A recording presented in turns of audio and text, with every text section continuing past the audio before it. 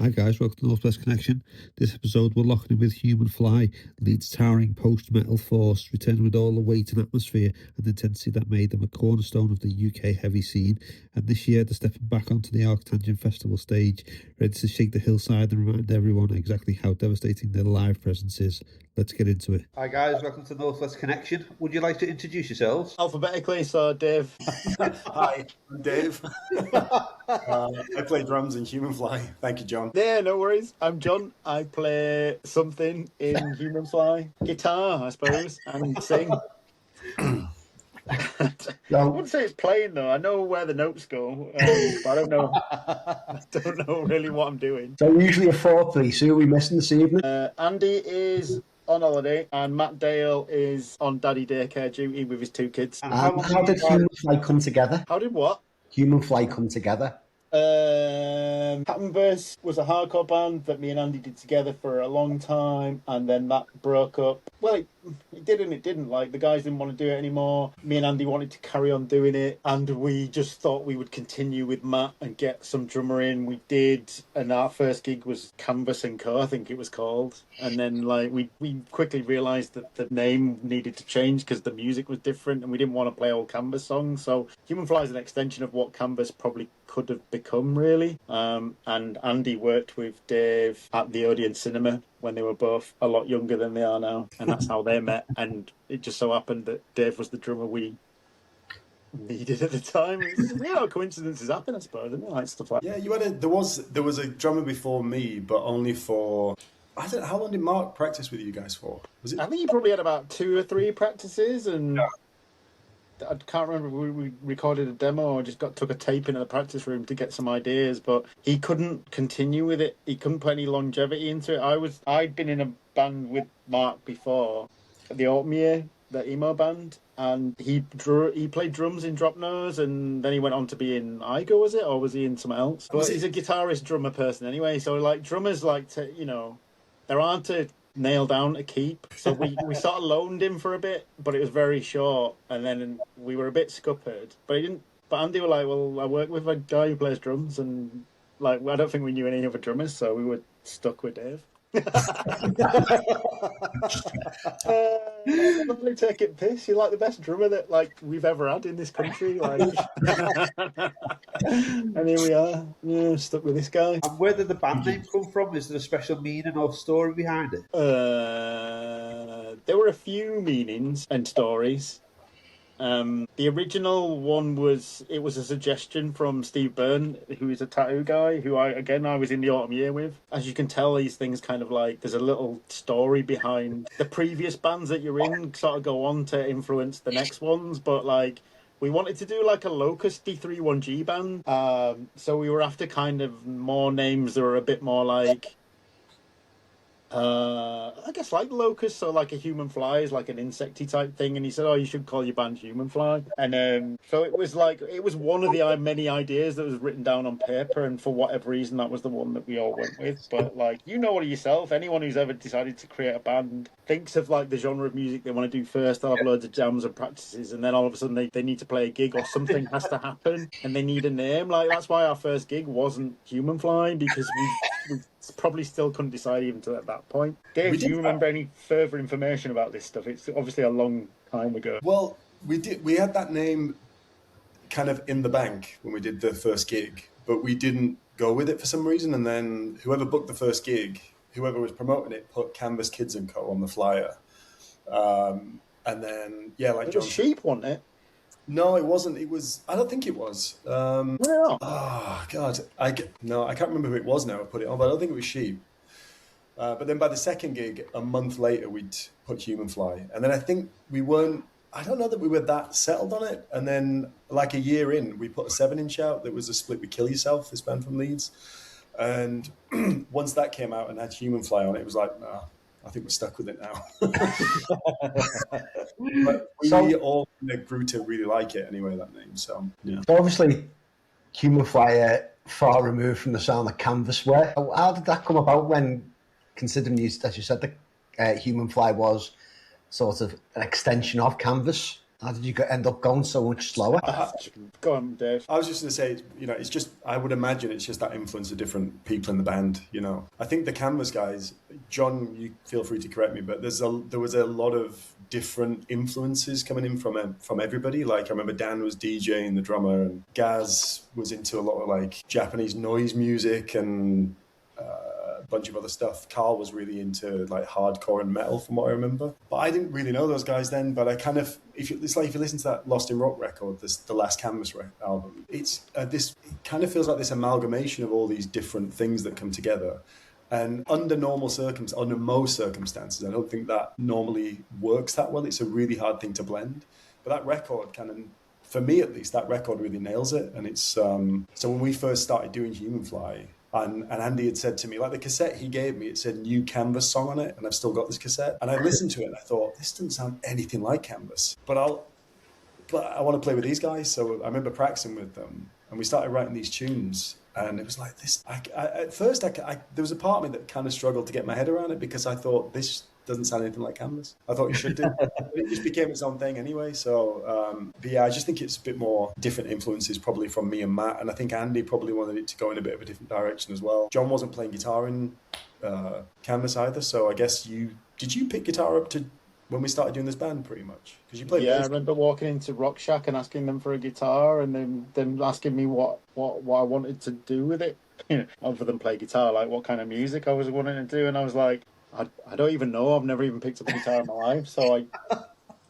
I probably will just be wearing it, not knowing what I'm doing, and it's probably the worst thing you could say to a bunch of musicians in a music shop, because they were like, "Well, so what, are you posing or something?" I'm like, "Well, probably," because I can't think of like what I'd be doing with it really. But like, I remember going to practice, and Andy, I just had to pick it up kind of quick, and Andy had already had like.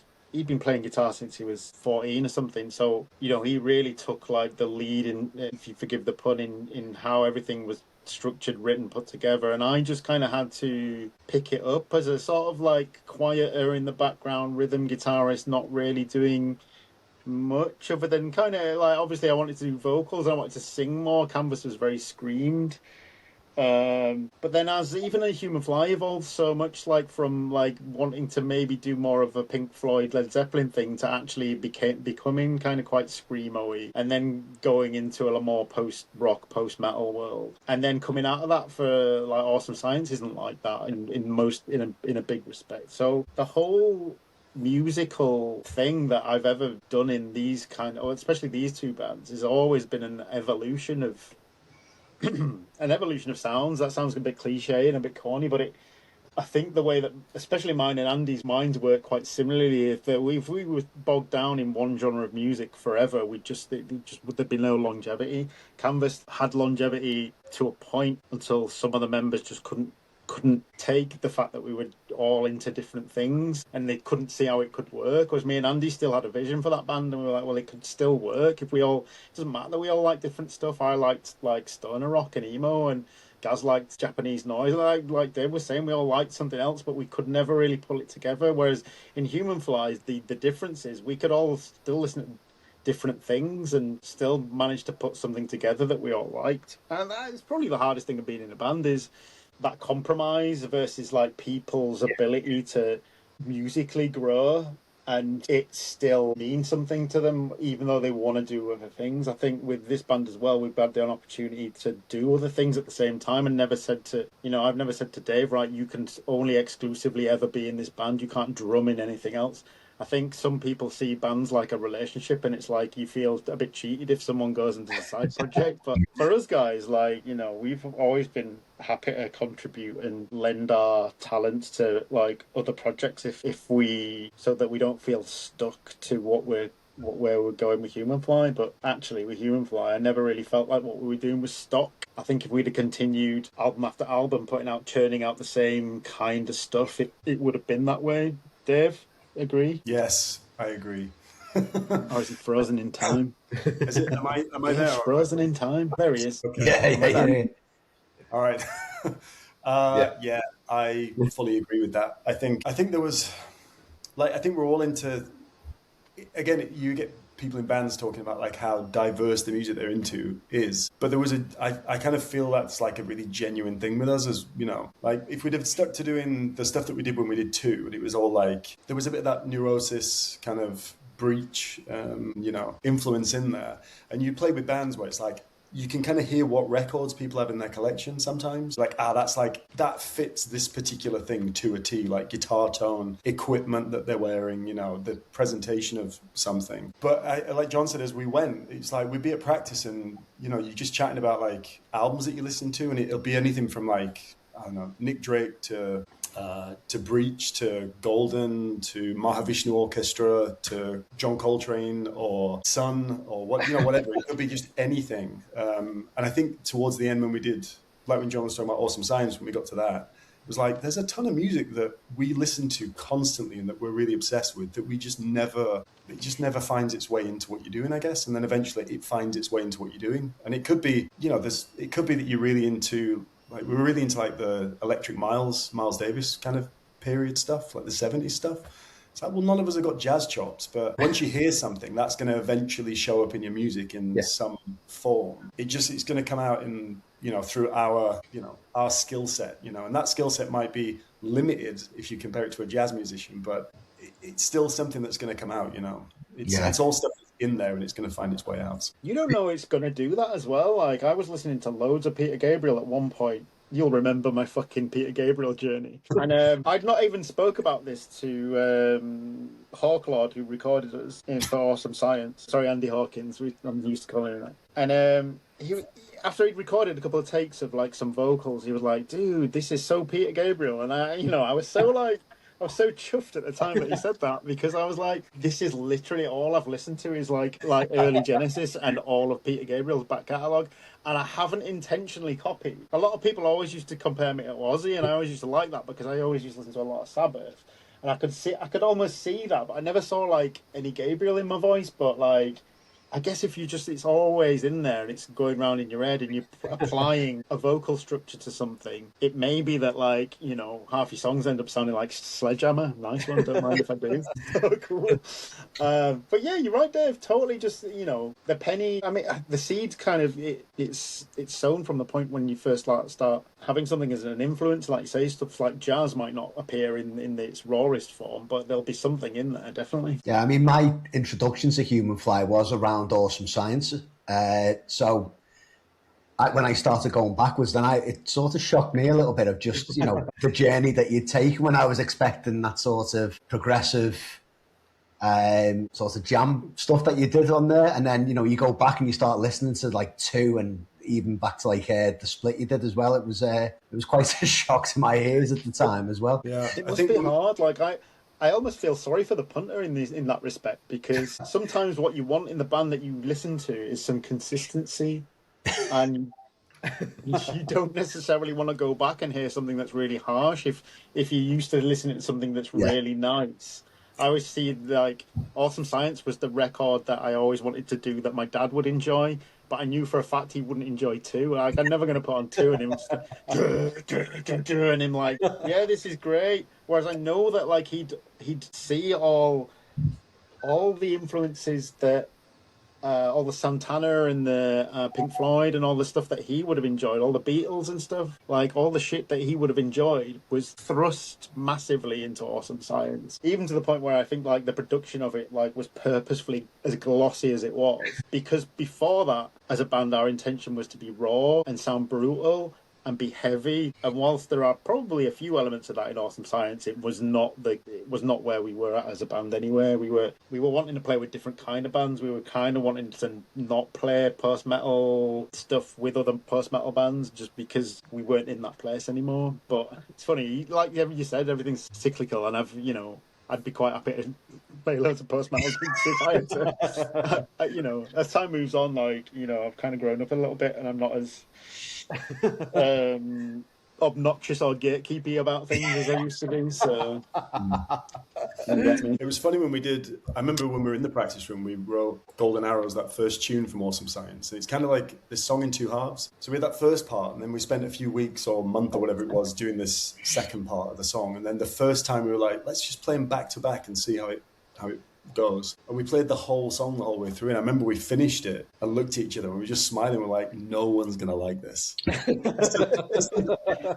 anything off Dark that came before. Because you have to realise that you've got a fan base, and the record we did before that was a metal record. We purposely sped up and just wanted to do a metal record, like a Sepultura album and stuff. And I don't think the people who liked post-metal were a fan of it because we'd sped up. And I don't think people like, I don't know, it was so raw and stuff that like it was definitely something that we needed to get out of our system. And I liked how we'd all sort of progressed from 2 to Darker later. But then it was almost like, right, we've done that now. Cool. We've got all the metal and the post-metal and everything else, every other genre out of our system now. We can now be grown-up adults in our 30s and do stuff that like will appeal to more people, but not purposefully do it that way, because we obviously want to appeal to ourselves first, because we're the guys who have to play it every night, sort of thing. So, I guess. In Canvas being a hardcore band, was there a piece of the DNA there that you consciously kept? Yeah, I think lyrically and like how, if you've ever been involved in a hardcore scene, it doesn't go away. It never leaves you. Like I'd still, even in the most weirdest, like non-applicable events that we had to play, I'd still wear like a Deal With It shirt or something. Or Cro-Mags t-shirt. I'm still like a hardcore kid. Like, you know, in everything, all my ethics, I'm still vegan. During Humanfly, there was a phase where I started to drink and stuff. But I've knocked all that on the head. I'm still like that kid who's kind of just like punk rock and angry. And like I always felt like Humanfly was almost like for me, Humanfly was a post-hardcore band, but no one ever saw it that way because we didn't sound like Quicksand or Understand or any of those kind of bands. But for me, that's what post-hardcore was for me, because like it was, you know, hardcore itself can be a bit one way and straightforward, and I love it and how aggressive it is, and there's like aggression within Humanfly as well. But we wanted to take it somewhere else where you could really branch out into a different world. You know, hardcore bands can tend to do that a lot anyway. Like, I'm going to say that's how Neurosis started as well, really, wasn't it? You know, they were a hardcore band, and then, you know, they're far removed from hardcore these days anyway. I mean, that first record we did, which we classed it as an album, but it was 11 minutes long, and it's hardcore, really. It's like, it's blasting and like screaming, and you know, we were into JRU and like I say, a lot of the 31G bands who were still punk rock, and we'd still play hardcore fests and 1 in 12, and we were still very much part of a scene. And even now, people who we know from back in the day will come to Humanfly gigs and they'll see the connection. But it was a weird one, because you have this sort of these roots of hardcore and this origin of where you've come from, and sometimes you lose ties with those people who like think they're not as hardcore, they're not the same kind of guys or the music's not really like, you know, it's not Hatebreed or anything, so like I'm not really into this. And that's fine, you know, if that's how someone takes it, then cool, because then we were able to evolve and move to more DIY shows, and then the more longevity our band had, the more that we were around a bit longer. We started to play shows that weren't DIY, that were quite organised, you know, where there was proper promoters and, you know, you were sort of taken care of in a different way. And some, like, I can't say one's better than the other, because the DIY world has like these amazing like ethics and enjoyable parts to it, and it's nice to be still classed as underground. But then you'd find a lot of things, because of the way it was, were loose, you wouldn't know when you were on, you wouldn't know that you were going to get paid, you wouldn't know where you were going to stay, or you'd be told where you were going to stay, and then the promoter would zip off and you'd be like, well, what the fuck? You know, in my MySpace days of people just randomly like asking you to play a show, and out of goodwill and good faith you're like, yeah, we'll go down there, and then they'll go, all right, we can't pay you in money, but we can pay you in beer. All right, cool, that's not going to get the van going back home. So DIY was great, but also it sucked. But then also like the more professional settings were harder as well, because it'd be like, right, we can guarantee you 50 quid, and you'd be like, oh man, 50 quid, like it's cost us 200 quid to get down here. So it was you know, for the first 4 or 5 years you pay your dues, don't you, Dave? Like, it's not until you sort of learn your way as well. You sort of learn, like, this is why bands have to do a lot of merchandise, and it almost looks like they're trying to pull money out of nowhere, but it's, you know, like you've got to pay a driver and a van and like basic stuff. We repair your guitars and stuff like that. Like, not that I think we did. Obviously, we've always had jobs, so like a lot of the money that our jobs have paid us for, as well as like being able to support us being alive, you know, we've ploughed into musical equipment and maintaining that. Like, you know, the band was never. I don't think any band or hardly any bands are ever a place where you look at them as anything that you do for money. They've always been Labour of love. Totally, like, you know, the minute that someone offers you something that feels like too good to be true, you're like a bit suspicious. Like, I don't know if are you overpaying me for this? Like, no, not that ever happens, but like, yeah, you do it as a labour of love, don't you? Yeah, it's a hobby, and like, you know, I think that there's a lot of integrity within that, because if you've got to be really into it. You know that, like, if you're going to do a band, and because of things like Spotify, Apple Music, and like things getting streamed, that you got to be good, and because you're British as well, and like it's harder to get yourself out there. I think, you know, like it takes a long time. Like when 2 came out, it was hard to get people to buy into it, other than networking through a really sort of like underground channel-y way. And then we ploughed away for years, to the point where, like, you know, this is why you can get kind of a bit fatigued by it and a bit annoyed by a certain scene, because you invest so much of your time, your energy, like your family life and stuff like that, and you just go out and you blow your eardrums for like 45 minutes to an hour, and you know, you love it. Like, you don't get me wrong, you absolutely love it, but then you don't really get a lot to show for it until you're out of it, I think, Dave. I don't know if you agree, but like when you've had time to sort of be outside of it, that's when the nostalgia kicks in, and you're like, oh, I miss doing this shit. Yeah, I would totally agree with that. I think it's like when we finished in 2013 and we stopped doing it. It was a bit like, well, maybe I'll do another band after this. But I also have to accept that maybe I won't do another band after this, and it might take a little while to get into it. And then years go by, and like we've been in touch sometimes every few days, just with WhatsApp, in our WhatsApp group between the 4 of us, and we're like as tight as we've ever been, really. But there's never, in the whole time I've known these guys, there's never been a falling out or anything like that. So we're still as kind of close as we always have been since we first kind of got together in 2000, I think it was. And I remember like all the kind of 2 era stuff, thinking, oh, I never want to play that stuff again. And then years later, you listen to it, and then, you know, we got offered this like ArcTanGent gig, and the first thing we start talking about is, oh, maybe we should do 2 in full. Maybe that would be a totally good idea to do that. Yeah, I'd be into that. And then you listen to it, you're like, yeah, this is totally good. I see why like we were really invested in this album. You know, it's a good album. So yeah, I think it's just the distance between the time that's kind of elapsed between when we were doing it initially to what it is now. So in that time, since 2013, when the band went on hiatus or disbanded, whatever you want to call it, have you noticed that there has been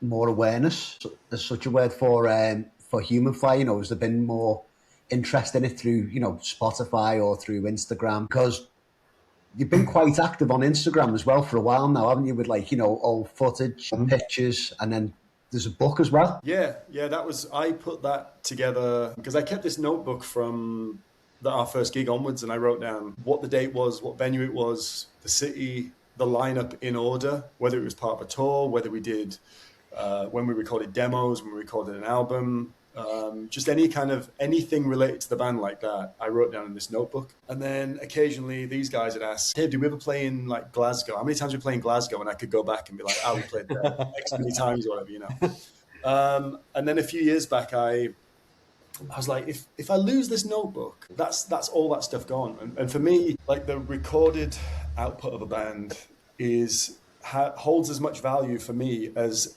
all those kind of like geek facts that I like to, you know, collate. I want to know when all this stuff's happened.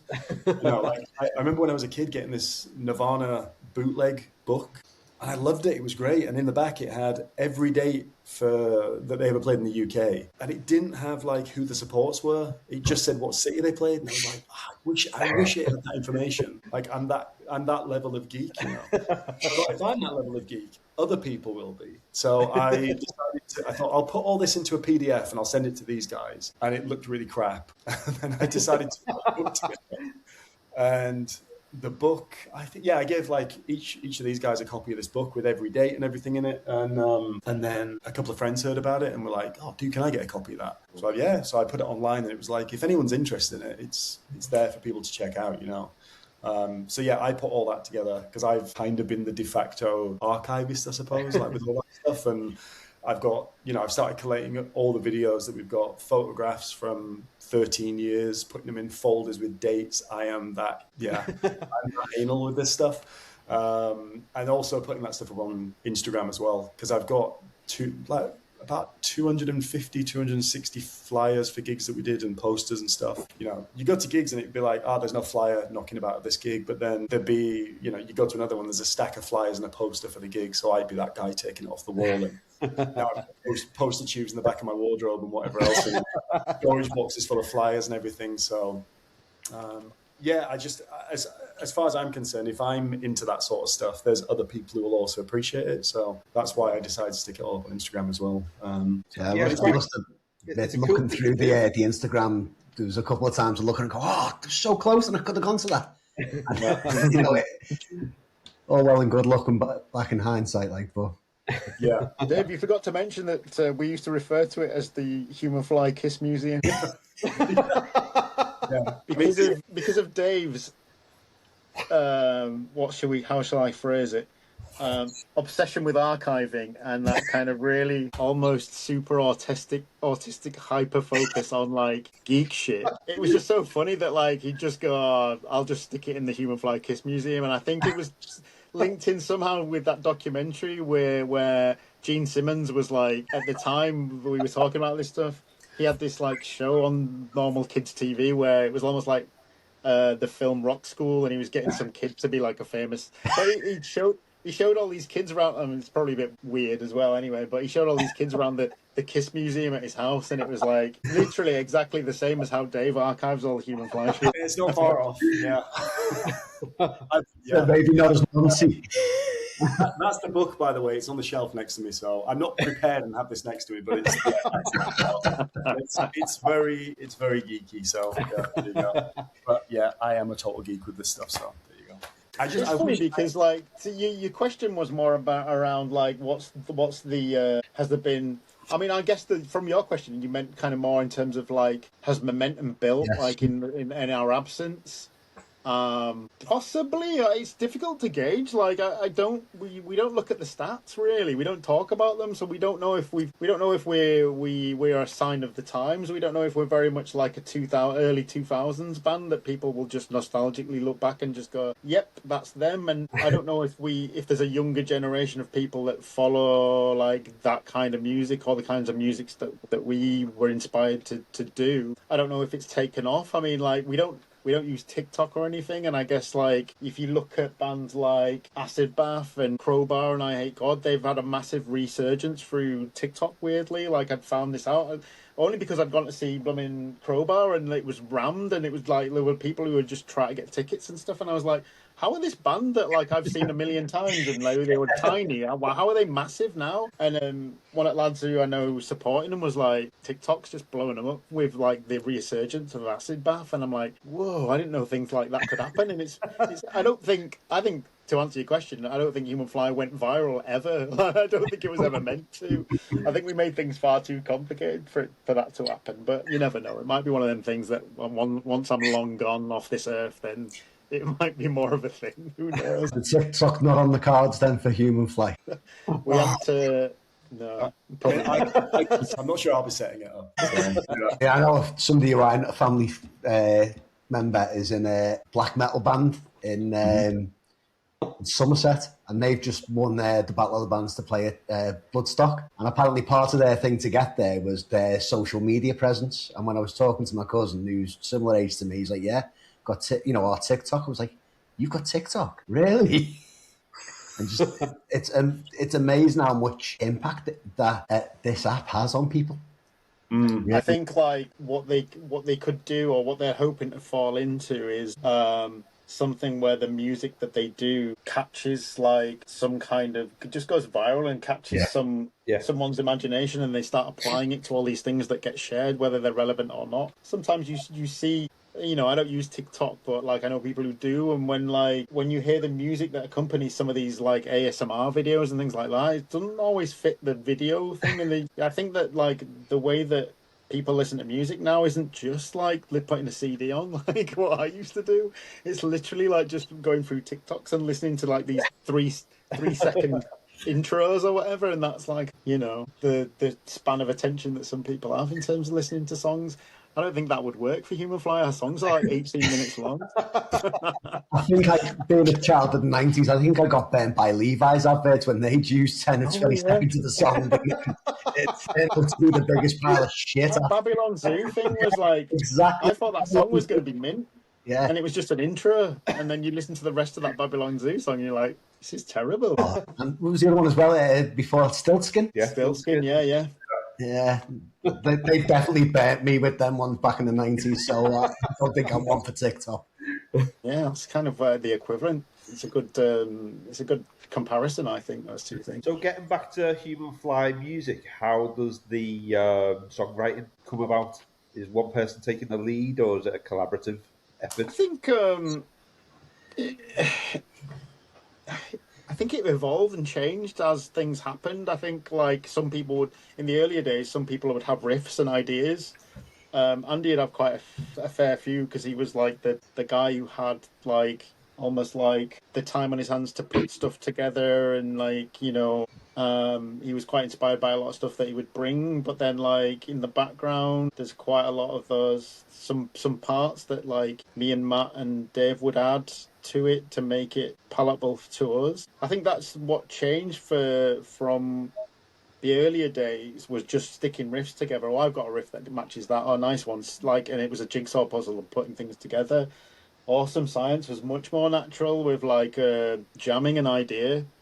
Everyone just together for weeks and months, just jamming an idea. Like, I've got this one tune, and then evolving that one tune into something else.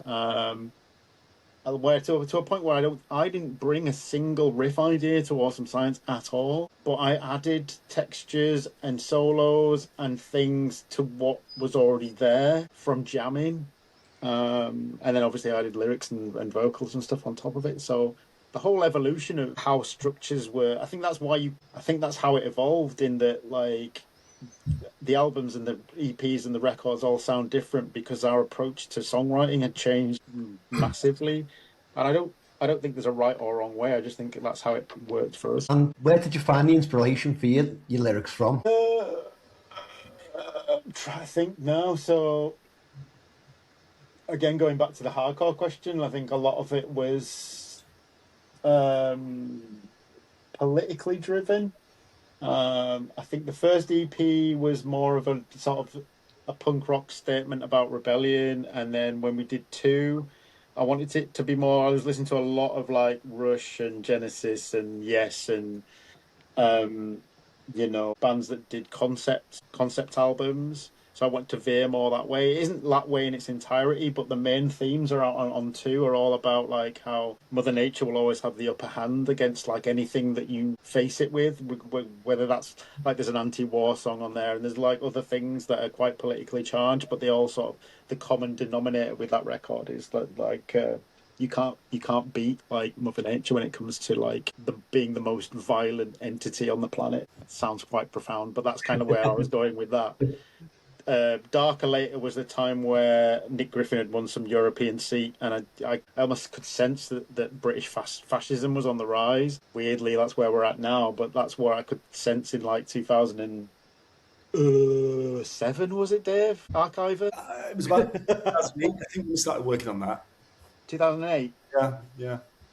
So it might have been 2007 when he got the European Parliament seat, but there was something that wasn't right. So I started to, like, if you look at the song titles, like English and Proud and Stupid and Racist, was taken from a YouTube channel that's like was just called English and Proud, and you just see all these like scum Nazi people just walking around like with Union Jacks and England flags like you do now. Like, it's so weird that like this is kind of how it's transpired, but back then we didn't really have there wasn't a Reform Party, but UKIP was beginning to get a bit of traction, and it was even before like Farage was on the scene. We didn't know about like people like the EDL back then, but there was just a sense that it was coming. So that whole, again, it wasn't as straightforward as, oh, Nazis are bad, you know, socialism is good. It was never like as black and white as that. I still fit it to like almost like a I wanted to set a different scene and make it kind of apocalyptic and make it like a different kind of landscape where like it was a story about someone's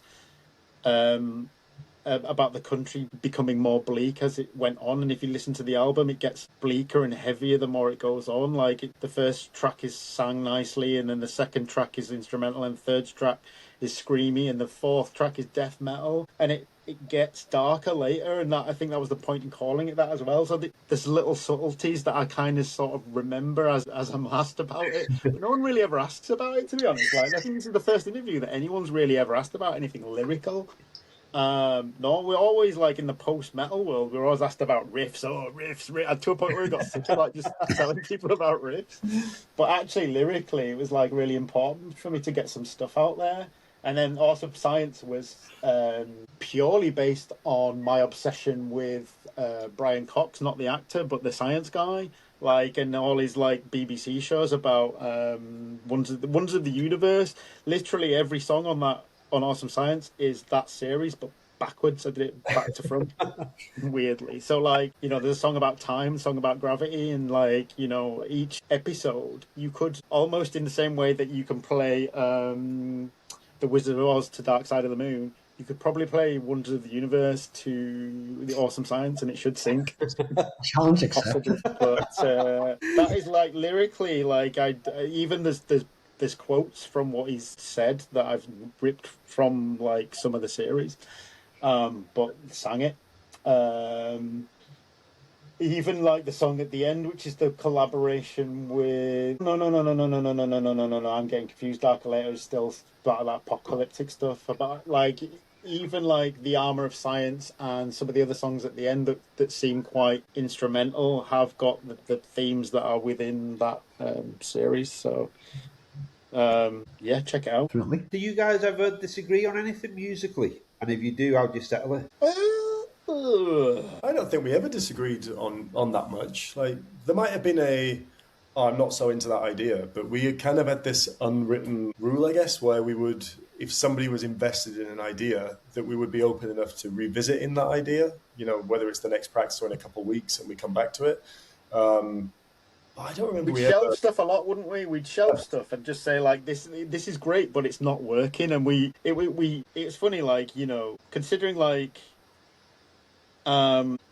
we all work in these working worlds where communication's really important, and it never sort of like when you're at work and things don't work out, it can be because of problematic communication. Whereas as a band, we've always communicated with each other really well and understood that like doesn't matter how good a riff or an idea or like what you try to do, you might even get like most of the way through a song and then you just can't finish it and just go, right, fuck it, we've spent too many practices, spending a lot of money on these band practices to try and come up with something is not working, or to a point where you're bored of it, or like, you know, I mean, I remember when the Awesome Science sessions and stuff like that, when we were jamming for stuff like that, and I'd still have some kind of more like post-metal-y Sabbath-y riffs and stuff, and you know, we sometimes can be quite blunt with each other and go, I'm not into that. I mean, that's not where I want to go with this. And you just really have to kind of suck it in and just go, all right, what have you got? And then, you know, it usually works out quite well, to be fair. So, yeah. So, we've obviously got you on at the moment because you have announced 2 shows this year, one being ArcTanGent. So, what is your favourite memory from a live performance so far? In my whole life? Your whole life. God. That's a lot of gigs. That is... I don't know how to answer that. Dave? I'm Get kind the of the book same. out, Dave. Say again? Get the book out. Get the book out, yeah. I'm kind of the same because there's gigs that stand out for different reasons. Like, I remember the first time we played the Garage in London, and we were opening for some band, and it felt like you were playing a big venue. And for a lot of people, that's not a big venue. You know, for us, it was like, oh man, this is ace. We're playing at the Garage, and it sounds like totally good on stage. I can hear everything. I think we played there 3 times in total, and every time we played there, it was totally good. So I've got like good memories of that. And then playing it ArcTanGent in 2013, which was like one of our last gigs. That was super memorable. That was a really good vibe as well at that gig. But then, we played like a basement show in Bradford once on a tour. And we sat around for about an hour and a half before we played watching Hot Rod in the in the living room upstairs, this like stupid comedy film. And then we went downstairs and played this set, and we just played in the basement, and it was rammed. And there's just like people stood on top of like guitar cabs trying to watch you. It was like, we're playing about 30 people in this room that's just a total death trap if anything happens. But it was such a good gig. It was great. So yeah, it's I like different gigs for different reasons. Even the ones that weren't as good technically, I guess, as some of those other bigger ones that I described. Yeah, you still got something out of it. Absolutely, yeah, absolutely. Like we toured in Spain and Portugal a couple of times, and we play like a club one night. We played in Madrid, and we played this club, and it was sold out, and it was a good gig for from my perspective. It was good. And then the next night we played some squat where the toilet was a hole in the floor, and we stayed in a room that was just mattresses like wall to wall. I don't think there was any electricity upstairs either, but it was a super memorable gig, And then the night after that, we're in Portugal in this town square playing on this like enormous stage, and we're sound checking at sunset, and there's these like churches around this square with like the bells ringing, and there's a fountain, and you're like, this is amazing. It's just, we don't ever play gigs like this. This is totally good. So they're all memorable for different reasons, I suppose. Yeah, I can second that. Especially like some of the ones that I remember aren't for good reasons as well. Like I think sometimes we'd be set to play these high-profile shows, and we'd be excited because we'd be like, oh, cool, we're getting to play with bigger bands now that have come from abroad. And then Johnny Sutcliffe's old faithful amp would just die mid-set, and you'd be like, and that became a bit of a sticking point because you don't. These are the things that you don't want to happen at your gigs, but like equipment breaks, doesn't it? And you'll have been to some big gigs yourselves, and the main bands like their amps will die, and they'll spend like half an hour trying to source someone to repair it or fix it. When it happens to like your fucking support band who only get like a half an hour slot or something, and half of it is like, oh, my amp doesn't work. You remember those ones as a painful moment, but like thankfully, like there was a point where I was just like, right, I can't be dealing with this vintage gear anymore. It might sound ace, but it's just temperamental, so I'm gonna have to buy new. But yeah, like it can be anything from like, I do definitely remember that Basement Bradford gig, mainly because of getting to see like a funny film just before it, but like. You'll remember like the huge ones where you look out and suddenly you get stage fright because you're not used to seeing like 800 people or whatever, and you're like, fuck. It can be anything. It can be anything. And I tend to remember it more if like there's either someone's videoed it or there's like a photograph of it, which will just jog my memory, and I'll just remember what it was like to first sort of stand out there, look into the crowd, look down at my gear to make sure it's working, and then you just plow through it. But like that whole process of playing live disappears because you become, this is going to sound a bit corny or cheesy or whatever, but you start to integrate into that moment. Like you really start to feel it and lock in, and then other than like the lights and hearing the sound and sort of playing, you just you become at one with all that stuff, and you don't, until the gig's over and you can just hear people clapping, you check back out, and then you're like, oh right, okay. I think that's how I describe like performing in front of people. Like you suddenly like you the music becomes an extension of you, and like, yeah, for me, like I don't remember the gigs because it's almost like I've taken a pill that makes me something else for a bit, and then like it wears off after you finish. Yeah, weird, right? So after the long break, what was it like getting back into the rehearsal space? We all were a bit fatter, so like getting back into the space, there wasn't really much space. Dave's not fat though. I don't know. It was fine. I guess a lot of it was muscle memory and being surprised at how much you actually remember after all this time, but also then kind of being a bit self-annoyed by some of the stuff that you can't remember, which is some of the easy stuff. Like, I don't know, how have I forgotten that? That was dead straightforward, but it surprises you, like in terms of what you forget and what you remember, considering how long it's been, and then trying to warm up the vocals to do the stuff it used to do, and not sure whether or not I can kind of compete with my old self versus like, is it an age factor or is it because I hadn't done it for as long? Yeah. I guess you can pick up a guitar and an amp and it does exactly the same things as they used to, but like my body's a different thing. My vocal cords have changed. I've done different bands since. So, yeah, I don't know. We'll have to mime it or something, maybe. Watch you for that ArcTanGent, John. So, The whole gig can be mimed. I'm not ruling it out. Yeah, I think when we got together as well, I remember getting to those, like, we did a couple of Awesome Science tunes, and we were like, I remember thinking, this is going to take a lot of work to get through these tunes because there's a lot more to it. And we just went through them like no time had elapsed at all. It was like they were the easiest tunes to play. Like butter, wasn't it? They were the easiest ones. They were the oldest ones, but the easiest ones. I found the Awesome Science, weirdly, the harder ones to remember.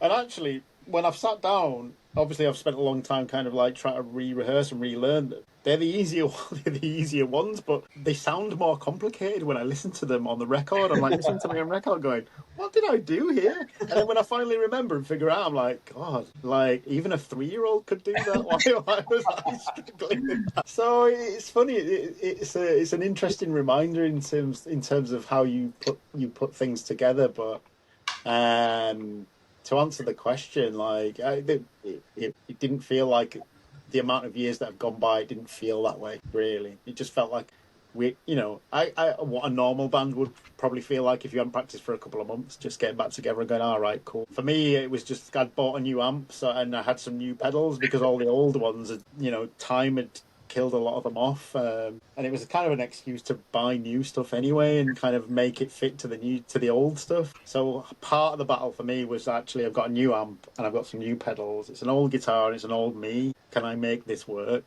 That was the hardest bit, really. I didn't want even that. So, what's the plans after? What's the plans after ArcTanGent and the Boom show? Is there anything else in place, or is it just suck it and see? Nicely put. Probably a bit of the latter in that we've not really spoken about it.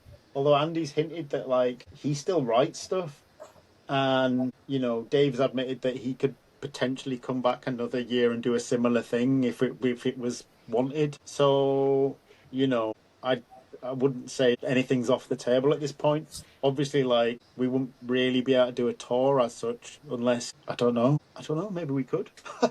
I guess nothing's really on the table for next year or beyond these 2 gigs at this moment in time. But if someone came to us with something that we could work with, we probably do it, because back to the original labor of love thing, like I'm still willing to plow my life and my money into it, like because it's something that I love. So it gives me any reason to still hang out and play music with these guys. I'll always do it. Yeah, I can totally echo that. I think I would be totally up for doing something else next year.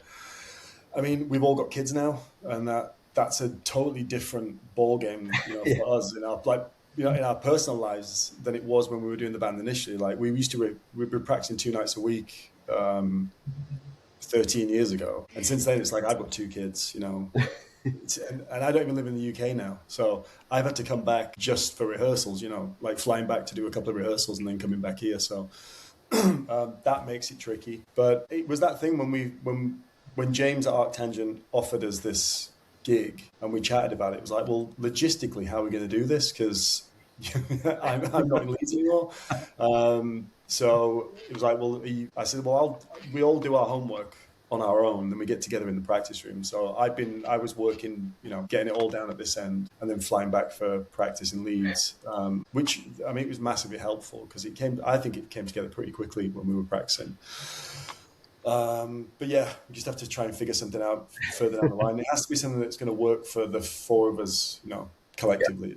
Yeah. It's not going to be like, you've been offered a month tour. It's like, well, that's great, but we've all got jobs and I haven't been Leeds, so that's true. So I can imagine we'll do something. It's just we're not sure what that's going to be yet. We'll have to see after these gigs. And you mentioned before as well, you played the first ArcTanGent. When you got offered the show this year, were you aware that it was going to be the last ArcTanGent of Fernhill Farm as well? So like a start and an end with Humanfly? Wow. No, we got I didn't actually know that. until now. I didn't know it was the last time they're doing it there. It was Anyway, announced I'm a guessing few weeks ago. It I'm is the assuming last that one. that right. So I'm assuming that they'll still continue to do it, but at a different Yeah. location, right? Yeah, that's correct. Oh, Yeah, we got that was offered not it. on my radar. I think we got offered ArcTanGent about I think James has offered it for the past 4 years to us, something like that. So every year he checks in with Hayden, who was our booking agent for a few years towards the end, and he's been a mate of ours for years. He used to book us in Leeds, part of this Brainwash festival that he used to book every year. So once a year, Hayden would get in touch and say, James has asked if you guys will do ArcTanGent, and we've all got like tons of stuff going on, so it was like, we can't do it this year. And then he was just like, it'll be a rolling offer, so we'll ask again next year. And then last year it was like, do you want to do it? And I wasn't sure we'd be doing it. And I messaged in the chat and everyone was like, yeah, let's do it. So, nice. It's cool. It's really, it's pretty amazing to be invited back there. I think we're all like beyond chuffed that he was that into what we did to invite us back. So it seems like a really good reason to get back together to do it. It was one of the most memorable ones that, when you asked the question about memorable gigs, for me, that one was in there, that in my top sort of like 5 that I was thinking about, purely because of the vibe of that place. They were playing in front of people in a tent we didn't do a lot of. And there were a lot of people there. And I remember the sound on stage being really good. Just really good, and a lot of the newer stuff that we were doing, sounding like for me it was the first point where it almost sort of sounded right to do it live, and that it was working and stuff. So I've got good memories, and it's nice that that's the thing to come back to. Yeah, have you been back since the first time you played, or will this be your first trip back? It's a massive trek for us. So, I've been to, the Damnations and the things that'll have those bands on up in the north, but, I've not really ventured that far to go and see or play gigs in any other band or anything since, but that's not to say I don't look at the lineups and go, wow, that's fucking ace. But usually what happens is, though, the bands that I'd want to see will then do one-off gigs, in Leeds or whatever. Yeah. So you're like, I don't need to go to that festival because 5 of the bands that I want to see are playing here. So it's great that it does what it does, and that it still exists and that it's going to continue to do it. But I've not been since. So obviously you'll get to see the difference between that first year and how big it is now as well. So. Yeah, we're going to move on to the fun questions now. So, what was the first album you ever owned? I think I owned records for a long time because it was such a musical household, and my dad would just give me stuff. And I remember being like a toddler and asking for a tape player and stuff. So owning stuff's different to buying. I remember buying my first record, which was Madonna's "Like a Virgin" album, and being obsessed with it. It was my first ever record player, and obviously, as a kid, you like pop music. I remember, with my pocket money, every week I could just about afford a 7-inch. So, my 7-inch collection still has stuff that I bought in the 80s, like Run DMC, Walk This Way, and stuff like that. Because pop music in the 80s was ace. So, I've got, loads of Michael Jackson records, and, I didn't really pick up on heavy guitar music until a bit later. So, and you can kind of tell, if you look at my records, it'll go from your Madonnas and your Michael Jacksons through to Whitesnake and Def Leppard and Iron Maiden and then Metallica, and it just evolves into all right, and then you can just see this jump where there's been a few years where John's had no money, whether he's a student or whatever, and then it just goes straight to Minor Threat, Black Flag, and you're just all right, okay, and there was a bit of a jump here, okay, cool. So yeah. How about you, Dave? Mine was Off the Wall by Michael Jackson. Yeah. That was the first one I bought with my own money, at least, anyway. Yeah. How much did it cost you? I don't know, it was from Woolworths in Pudsey. My Madonna album was from Woolworths, and it was $4.99, and I've still got it downstairs, and it's still got the Woolworths sticker, $4.99. I don't have the sticker. It would have been less than $5, but it was tucked behind loads of crap, and I just remember pulling these records out and finding it, and it was I just didn't expect to see it there. It was oh man, that's amazing. A Michael Jackson record. So, and I still got that. And one of my kids was listening to it the other day, actually. So, because he's currently obsessed with Michael Jackson. So, it's funny, we're talking about this stuff, and I can even reveal, here's a Whitesnake 7-inch, here's an Iron Maiden 7-inch. I've got all my 7 inches up here. So, You'll probably find this. Do you remember the stutter rap, which was No Sleep Till Bedtime? I've Yes. got loads of shit like that. Like, what a feeling. I've got like an 80s jukebox in my house, really. Like, I don't even listen to this stuff. If you could only listen to one album for the rest of your life, what would it be? I'm going to be a spoil sport and say I can't give you an answer to that, because it's like every album just suits like a different mood and a different day, like yesterday there was like about 4 or 5 albums I put on in the morning, and they were just completely different, and it's like whatever that mood is. And I won't be able to pick one, sorry. Dave, that's boring, pick one. I'm still thinking. It's hard. It's a hard question, because even like your favorite albums, you might have because they're your favorite albums, you'll overplay them, and because you overplay them, you get bored of some of the songs. So what you want is, if it needs to be a no skips album, that you could just listen to forever. I think the whole point of it, in that question, is that you would get fatigued so much by it that you wouldn't listen to it. But having said that, there are albums that have been like that throughout my entire life, where I've loved them to death. Like absolute no skip albums where you're like, this is what's influenced me to do this, and I'll listen to this album forever.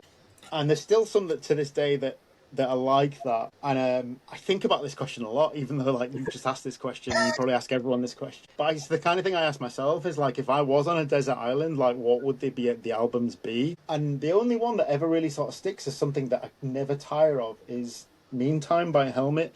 Never ever tire of it. Like, it doesn't matter. Like, even when Unsung was on Tony Hawk's and GTA and stuff, like, you'd hear those songs playing video games over and over and over again. I never, like, when you listen to Killing in the Name by Rage Against the Machine, when you first heard it, amazing. When you heard it like a few years later, amazing. And then it got popular, and then it got to #1 twice, and then it's just one of them songs that, like, I don't ever need to listen to this song ever again. Like, that first Rage Against the Machine album, brilliant, like, but like, it's a skip. I'll skip it because it fucking annoys me. Same with like Nirvana, and like, I fucking love Nirvana, and like, I have to skip some songs because I'm like, overplayed. Helmet, even if Unsung or some of the songs are overplayed, don't care, we'll listen to it. We'll not skip. So that would be it for me. Like, same with probably Super Unknown by Soundgarden as well. Like, I could listen to the hits from it, Black Hole Sun and Spoonman and stuff, still to this day without getting bored. So there's a couple that stick in that way.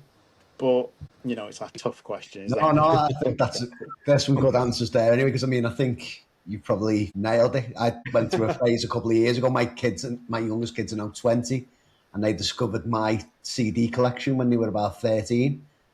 So I rediscovered how much I loved Dirt by Alice in Chains in that period as well. Because there's some nostalgia in there as well, and as long as the hits part of those records are not overplayed to a point where they fatigue you and annoy you, then it's great. And there's definitely still some in there from your nostalgic 90s collection that you can, like the Slayer albums that I can just continue to listen to. And even though Rain in Blood is pecking, sometimes I'll skip it, but sometimes I'm like, I'm in the mood for that now. Yeah. Let's, if you listen to Ace of Spades, like, it's so boring after a while, and it influenced so much music. But then sometimes if you're in the mood for it, Ace of Spades is a chef's kiss, right in the right place at the right time. But yeah, music can be just as infuriating as anything else if you listen to it all the time, the same stuff. Imagine if you had just a Metallica's Black Album and that was it, like forever. You'd just be like, I wish I was dead. But I like it. It's all right. It's a good album, but man, I stand by my answer. All right, dude, if you could listen to Bitch's Brew forever, that'd be good. It's fun. Yeah, all right. Yeah, it's all yours. Okay. If Humanfly went on a world tour, what's the one country you're most excited to visit? I think any country that I've not been to, I'd be excited to visit, and there's a lot I've been to a lot of European countries through either being on holiday or being in a band and touring, and whether it's Humanfly or not. Like, other bands have been like all over Eastern Europe, everywhere, but I've never been out of the continent. So I'd like to just play. I'd love to fucking play like Africa or South America or India, or like places that you wouldn't necessarily think of. But that's we're talking hypothetically. I don't think any of these places would ever really invite me. You never know, do you? You never know. I second that. Yeah, absolutely. Yeah, I mean, Japan would be totally good. Yeah, that would be totally US would be good, but Potentially not off the cards either.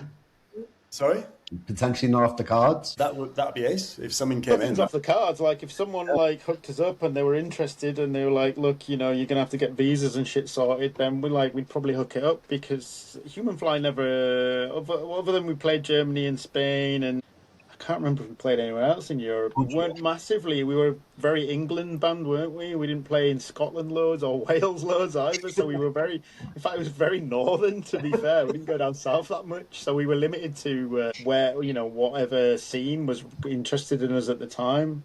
It was ace that we went on that Spanish and Portuguese tour, and that there were so many people that were.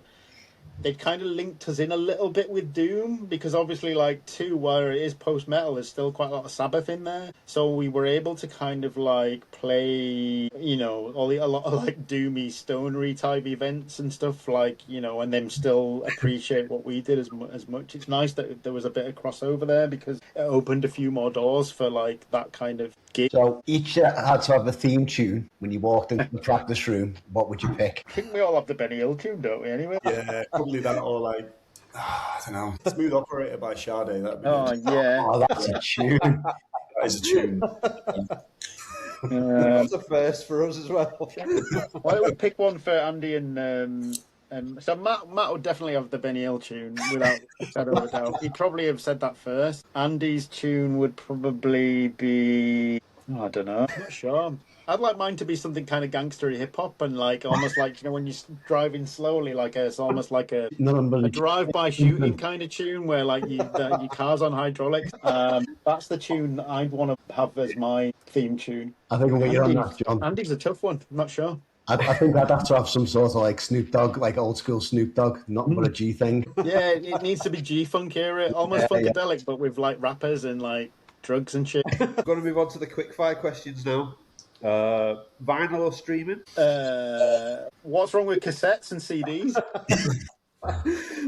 We're just down with the kids, that's all it is. They've all got their place. Sorry, this is a quick fire round, and I'm about to fucking articulate some Shakespearean thoughts on this shit, but I don't care. Like, it's nice to have shit. So I'm a bit of a hoarder. Owning stuff and collecting is what I'm about, but I can see the other side where you want to rent your music if you want to do that. Cool. I can understand why you do that because the algorithms will show you other things that you might like. But we're all old school. We prefer physical shit, I suppose. Dave, I bet you're a record guy, right? I'm a rent my music every day person, but if I'm at home, I like records and I want something to hold and look at, and I like the geek stuff that's in there. I want a good booklet in a record, stuff like that. Photographs, liner notes, that's what I want. So yeah. Star Wars or Star Trek? Star Wars. Sabbath or Zeppelin? Zeppelin. Sabbath. Chips, curry or gravy? Curry. Neither. What, chips, curry or gravy? Chips, curry or gravy on your chips. Oh, I thought you were like, you can either have chips or curry or gravy. I'll have a cup of gravy. Fucking hell, that's weird. I still go with curry, actually. Curry and chips, nice. I won't have either. No? Just ketchup? Your chips? Yeah. Ketchup, yeah.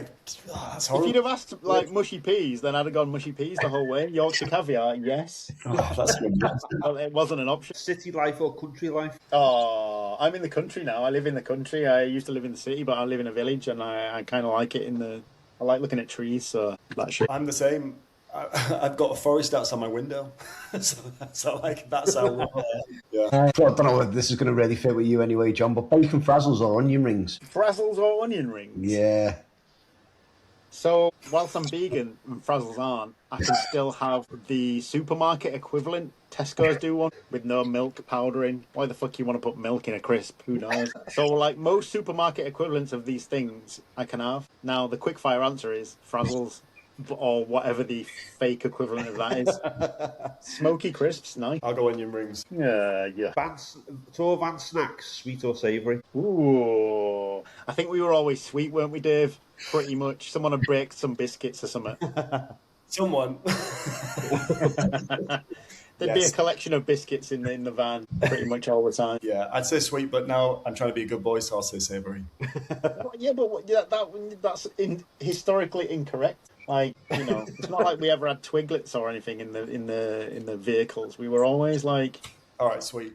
there you go, the truth. We always have flapjacks or biscuits or like shit like that. And the hard-hitting question, an apple and pickled onion crumble or salted caramel couscous? Ooh, I like the idea of your couscous. Is that a thing, or have you just made it up? We can make it. Yeah, let's have some. Let's Yeah, do that. Yeah, salted caramel, anything's pretty good, so I'll go with Yeah, that. yeah. Bang that in my couscous. I'll be happy. I've not had couscous in ages. Chris will send some over for you. That is the payment I need for this hour of my life. Thanks for coming on, guys. It's been a pleasure. Yeah, thank That's you. okay. Yeah, cheers. Cheers, Yeah, thank you. thanks. As long as you send us some tasty couscous with salted caramel, I'm happy. Thanks. And where can we find you?